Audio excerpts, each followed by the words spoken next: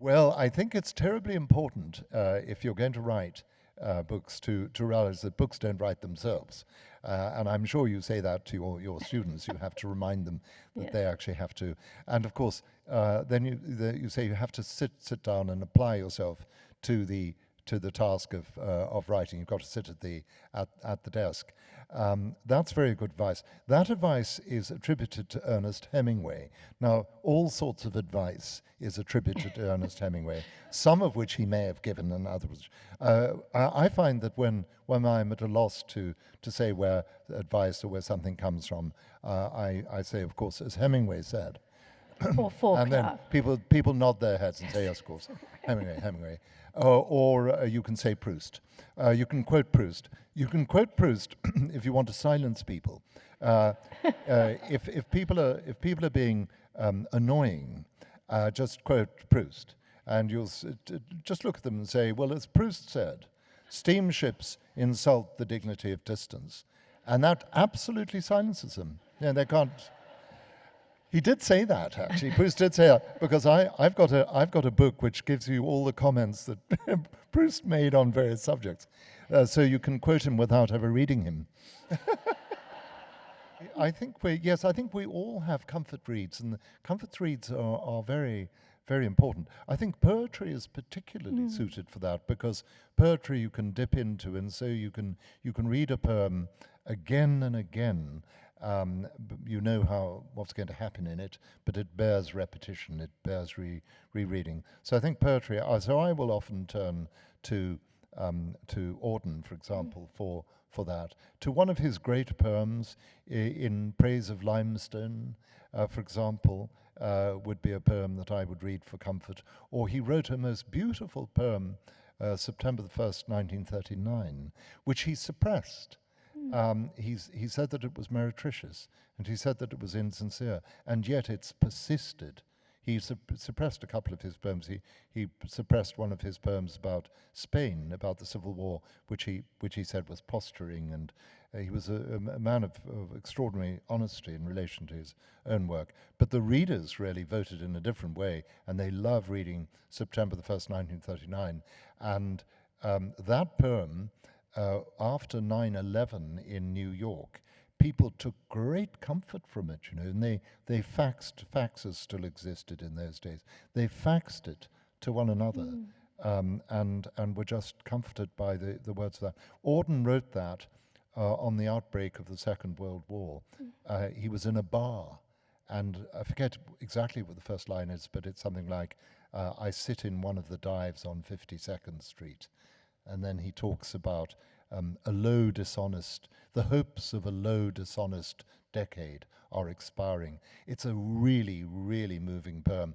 And then there are a couple of lines in it which are just so powerful.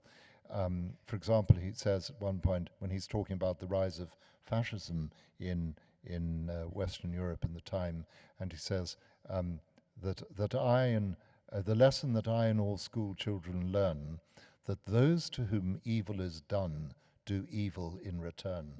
Wow, really powerful. Well, this is it's a brief poem. I think one has to reassure people that you're not going to read. I went to a book launch once in Edinburgh years ago, where the author read from his book for 45 minutes. Without break, and there weren't any chairs. We were standing there. It was absolutely awful. It was really awful, and it reminded me of what they said of the audiences who went to hear the Emperor Nero playing his fiddle in the amphitheater. The only way in which you could get out was to pretend to die.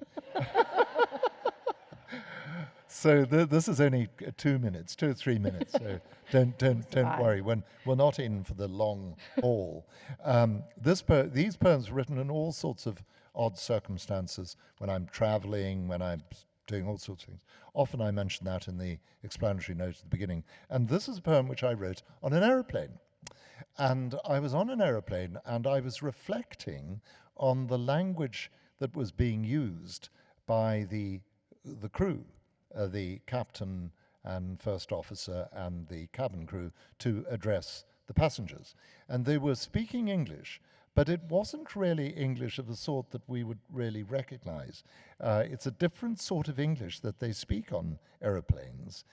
So they say things like, we are, at this time, we are commencing our descent. Now, who says that? Nobody says, at this time we're commencing our descent. What they should really say, we're now going down. Although that might be subject to misinterpretation. But I thought of this rather artificial language that they use, and I thought, wouldn't it be wonderful if they used, if a pilot used poetic language, if a pilot used poetic forms and just richer English from the flight deck, and that led me to write there and then a poem called The Language of Pilots. They speak with high authority, ailerons and wings responsive to their touch. Their words are functional too.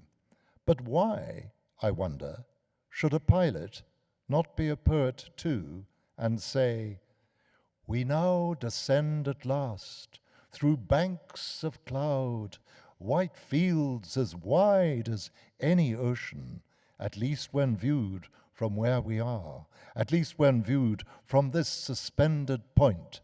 For it is Bernoulli's principle that lifts and keeps us here between the patient earth below and this empty, soaring sky.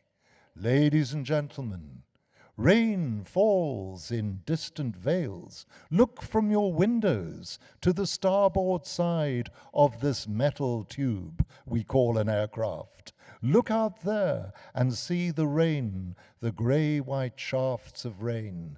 Do you know that those wisps of cloud you see up above are crystals of ice falling like gossamer?